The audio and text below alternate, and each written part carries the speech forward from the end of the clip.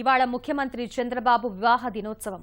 ఆ సందర్భంగా తన గత స్మృతులను మీడియాతో పంచుకున్నారు చంద్రబాబు. తన తొలినాటి రాజకీయ జీవితంలోని సంఘటనలను వివరించారు. ముఖ్యమంత్రి చంద్రబాబు పాత రోజుల్లోకి వెళ్లారు. చంద్రబాబుకు వివాహ దినోత్సవం సందర్భంగా మీడియా ప్రతినిధులు శుభాకాంక్షలు తెలుపగా వారికి తన పెళ్లినాటి విశేషాలను వివరించారు చంద్రబాబు. చెన్నైలో తన వివాహం ఘనంగా జరిగిందని, దేశంలోని రాజకీయ, సినీ ప్రముఖులంతా వచ్చారని చెప్పారు. ఎన్టీఆర్ ఇంట్లో పెళ్లి కాబట్టి జిల్లాల నుంచి జనం భారీగా తరలివచ్చారన్నారు. తాను ఎన్టీఆర్ను కట్నం అడగలేదని, ఆయన ఇవ్వలేదని సరదాగా జవాబిచ్చారు.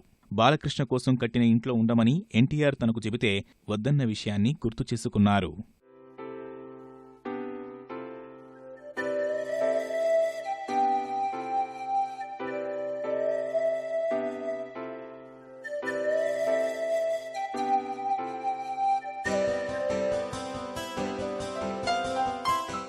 తన తొలినాళ్ల రాజకీయ విశేషాలను వివరించారు చంద్రబాబు.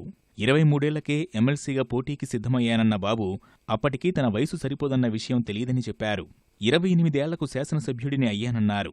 తొలిసారి ఎమ్మెల్యే అయినప్పుడు తనకు చాలా ఆవేశం ఉండేదని, రాత్రికి రాత్రే మొత్తం మార్పు తేవాలన్నట్టు ఉండేవాడినని వెల్లడించారు.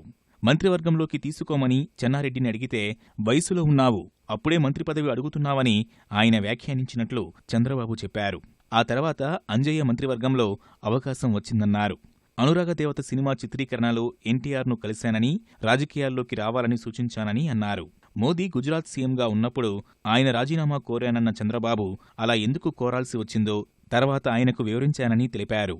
ప్రధానిగా అవకాశం వచ్చినప్పుడు అది తాత్కాలికం, సీఎం పదవి శాశ్వతమని లోకేష్ అన్నట్లు చంద్రబాబు చెప్పారు.